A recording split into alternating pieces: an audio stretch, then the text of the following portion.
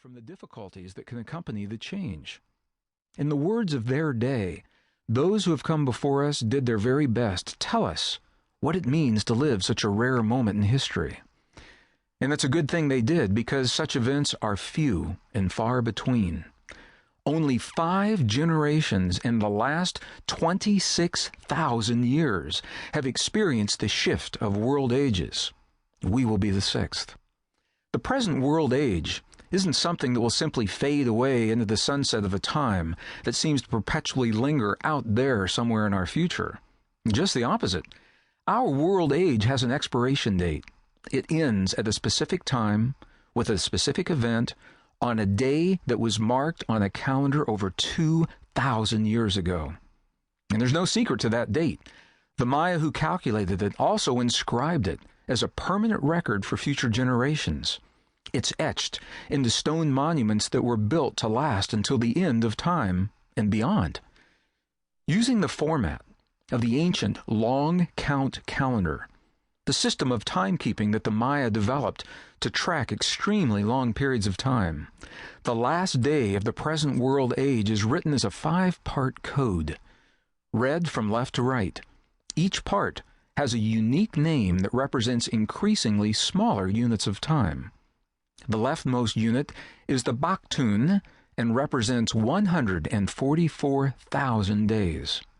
Moving right, the Katun represents 7,200 days, the Tun, 360 days, and the Yuanal, 20 days, and the Kin, 1 day.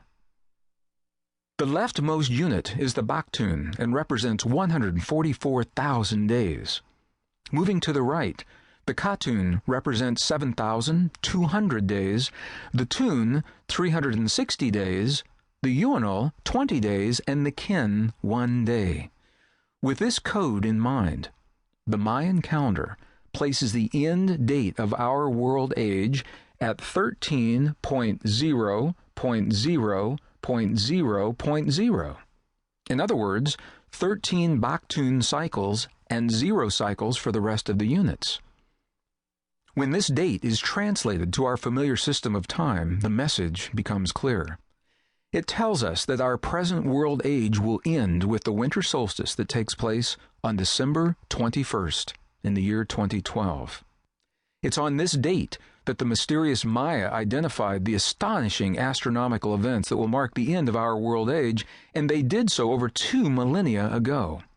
Throughout this audiobook, I will summarize the key points I'll call time codes that will help to keep track of what's important in the various sections.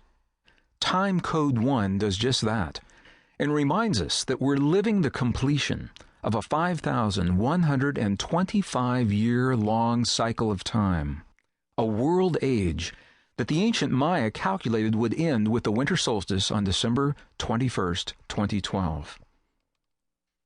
To put into perspective just how rare the ending of such a cycle really is, the last humans to witness the shift from one world age to the next lived in the year 3114 BC, about 1,700 years before the time of Moses and the biblical Exodus.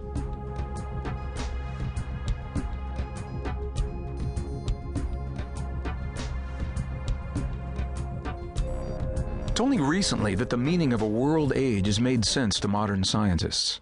Although the countdown to the end of time is etched deeply into our unconscious psyche, the conditions that it brings are only now being recognized by the scientific disciplines that range from geology and oceanography to astronomy and climatology.